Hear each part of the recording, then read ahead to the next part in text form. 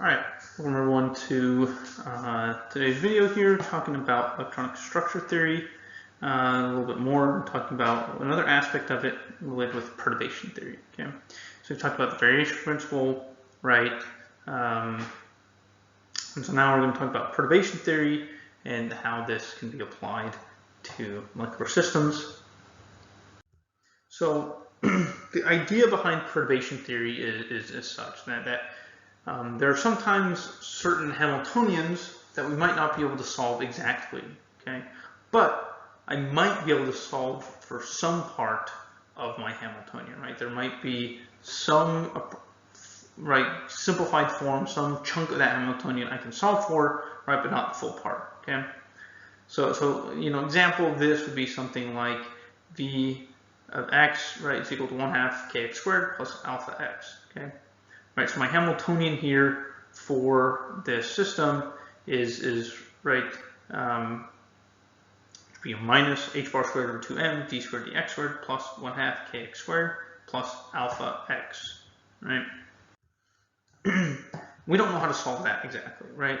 I don't have an exact form for the solution for this Hamiltonian, but if for some reason we just, ignore the alpha x, I say, hey, this minus h bar squared over 2m d squared dx squared plus 1/2 kx squared, and that is my harmonic oscillator Hamiltonian, which I do know has these wave functions, right, which are related with these Gaussian functions, the exponential, right, plus the Hermite polynomials, which is the hv here, and then some normalization constant, right, and has an energy of the quantum number v plus 1/2 times h bar omega, right?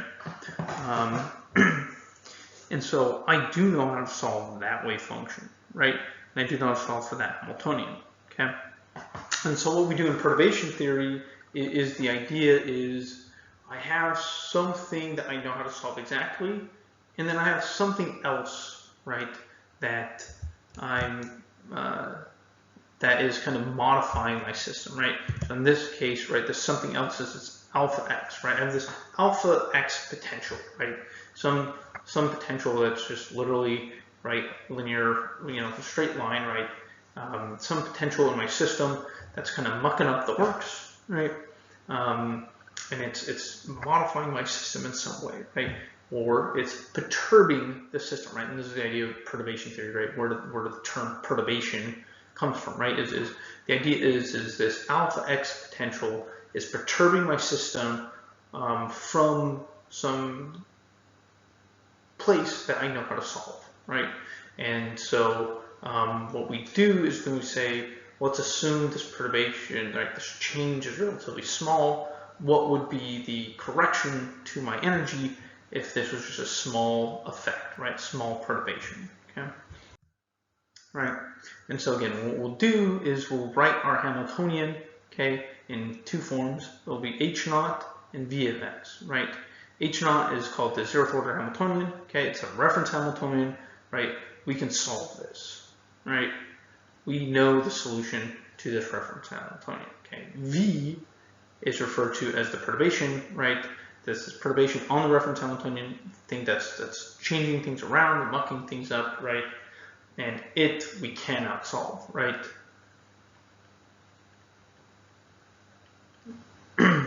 And so the idea is I have this part that I can solve, this part that I cannot, and what I'm going to assume is this part that I can't solve is just a small minor perturbation, and I'm going to approximate the corrections to my solvable system based off of what this perturbation is. Okay.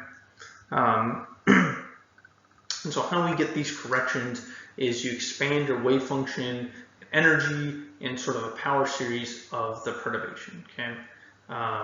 Right, so I write my wave function as like psi naught, okay, which is the wave function for the reference system, plus lambda psi 1 plus lambda squared psi 2 plus lambda cubed psi 3, so on and so forth, okay?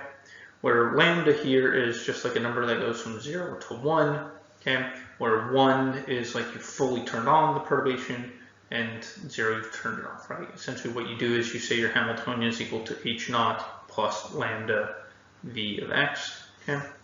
And you're expanding then your wave function around this perturbation and things like that. And so you do this power series, and then you can multiply things out and simplify and do all sorts of wonderful stuff, okay, to get some of the corrections to the energy that I'll show on the next set of slides here, but we won't go into the derivation of any of this stuff ourselves, right? But so the idea, though, right, again, is I'm expanding my wave function and my energy, right? So my energy will be a similar thing, right? Not the Hamiltonian here, but the energy, right, will be a similar thing. The energy will equal E naught, right? The reference energy plus lambda 1, E1 plus lambda 2, E2, so on and so forth, right? And so I have these corrections to my energy, right? E1, E2, and so on, are corrections to my energy based off this perturbation, okay?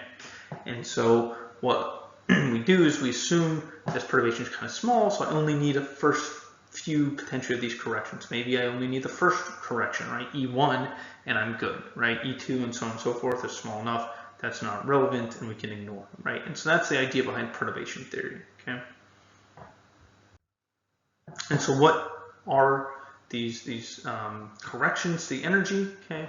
Well, the 0th order, right, energy E0, right, was in our example just the energy of the harmonic oscillator system, right?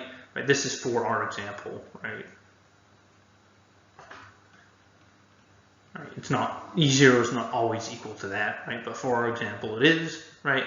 The first order correction is defined as such, right?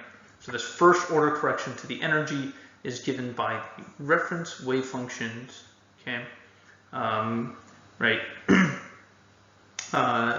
right, using the reference wave functions and calculating the expectation value of that potential, okay? So it's just essentially calculating the expectation value of the potential energy here, okay, using your reference wave functions, okay? So psi naught here, this little superscript 0 is indicating these are the wave functions for your reference system. In our case, our reference system is the harmonic oscillator wave function, okay? And so again, for this example, right, my wave functions, right, for the harmonic oscillator system are given, right, as such, okay, right, they're these normalization constants for mu polynomials times a Gaussian function, right? And so I have, you know, psi star psi, right, and my perturbation is alpha x, okay? And then I would simplify and solve this integral, right? And this would give me a correction to my energy for my system, right? And this is written in terms of an arbitrary value v, okay? But this is what I would try to solve for getting my energy, okay? Now, in this case, right, this first order correction, E1, is going to equal 0, and it's because you have this odd function here. X, right, is an odd function, right? And then,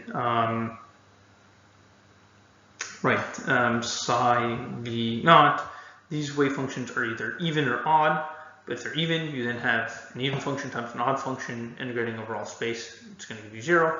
If it's odd, well, then you have an odd function times an odd function times another odd function, which gives you an overall odd function integrating the overall space. Is going to give you 0. So this first order correction in this example is going to be 0 in all cases, right? But that's obviously not always going to be the case, right? But this is, right, essentially the idea, again, behind perturbation theory is that I have something that I can solve, okay? Again, in our example here, this something that we can solve is this H naught, okay, right?